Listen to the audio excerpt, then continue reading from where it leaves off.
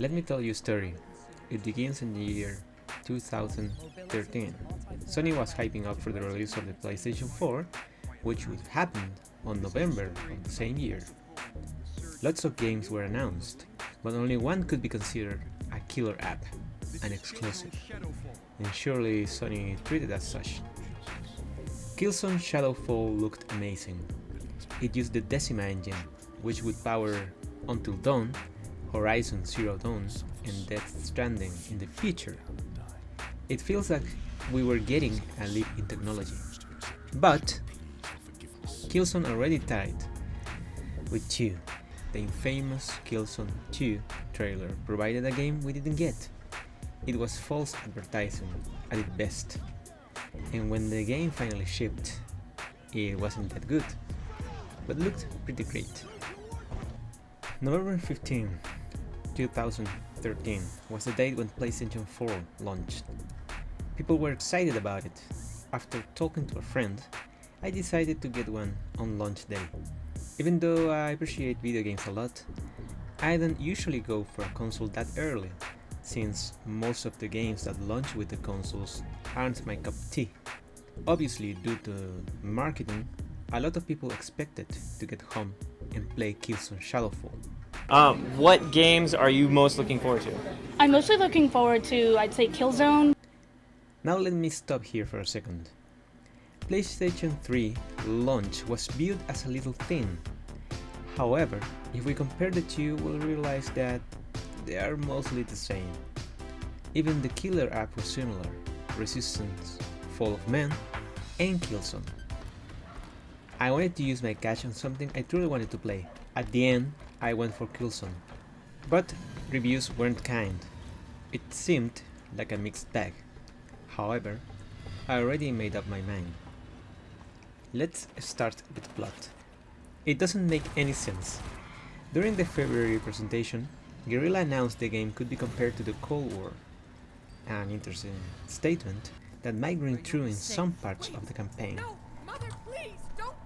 After everything that happens in Killzone 1 through 3 and spin-offs, Vectans decide to give half of the planet to the Helghast. The game explained this to the player in simple lines of dialogue. It feels like the developers forgot how the Vectans and Helghast behave in previous games. I wished this grey line could have been explored more, but characters are so one-dimensional. In fact, I wished the protagonist would be a Helghast. At least that way you get a different perspective from previous games. There's potential here for a great narrative, but the script keeps reminding you that the bad guys are really, really bad, although do questionable things are okay. There's this terrible plotline with a terrorist attack, a vicious gas, and something about who should really own Vecta. It's so cartoonish. It's really funny when a game takes its plot so seriously, while at the same time undermining it with terrible dialogue and character motivations. The graphics look good, really good. The Decima engine creates beautiful worlds, especially open areas with trees and sunlight. It's breathtaking in some areas, but the game moves to conceal the spaces too often. Interiors are so bland that when you get to explore something more open, it feels liberating. I had no doubt about this department with Guerrilla. They really know how to handle tech. However, the gameplay in their games is another story. Music and sound, on the other hand, are weird. Especially music.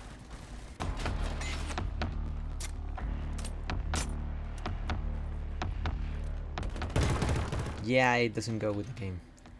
Even in important moments, the music seems to be doing its own thing. The weapon sounds are very punchy. They sound like something that does a lot of damage, which is very important in an FPS. You need guns that sound good. The problem with weapons here is that they look so generic.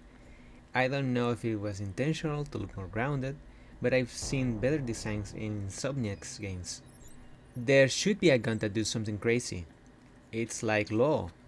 Video game law at this point. As Killzone 2, the character feels extremely heavy and a little unresponsive. Unfortunately, the game is not that fast-paced. Yet it really bothers me when you try to do an action and the character just stays there doing nothing. There's also this bizarre decision to force the player to use two guns. One of them is locked, the Shadow Marshal Rifle. You can go for middle and short distance shots with it, but uses specific ammo that can only be found in some areas in the game. New to this game is a little drone. It has 4 modes that can be switched by swiping on the trackpad in any of the 4 cardinal points. The owl, the name of your drum body, can be damaged during combat, but it automatically attaches to your back for quick repairs. It's mostly useful for going from A to B. The other modes are kinda dull and don't work that much during heavy fire.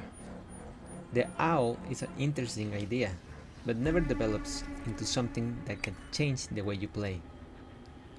The best thing in your arsenal of tools is a sonar device that can be heard if you don't time it correctly. Honestly, it breaks the game in some areas. Now there are even more weird decisions like using circle to go up and down the stairs, or how the missiles from your suit are only available when the game tells you. The gunfight is okay, but everything else is a chore. Finally, multiplayer. It is the most boring multiplayer I've ever played in recent years. Remember what I said about the music? In this game it's extremely annoying. Guns don't seem to do enough damage, and maps are confusing. The gameplay clearly wasn't built for multiplayer. I'd love to say something positive about it, yet I can't think of anything. Regardless of how negative this review has seemed so far, the game is alright. It's extremely generic in some areas with a shade of how awesome the game could have been. It's frustrating to see so much talent wasted in a generic first-person shooter. Sadly, it was just as Holly Welsh from Eurogamer described it. A game any PlayStation 4 owner will be proud to show off, but it won't be one they remember by the time PS5 rolls around. Yeah, that's my take on Killzone SHADOWFALL. It's a great game in some areas, and could have been something really incredible for PlayStation 4, but it suffered from the same things that you could say Resistance Fall for, and well, sadly there wasn't that much to choose unless you're into sports, since both launches had a lot of sports. And also sorry for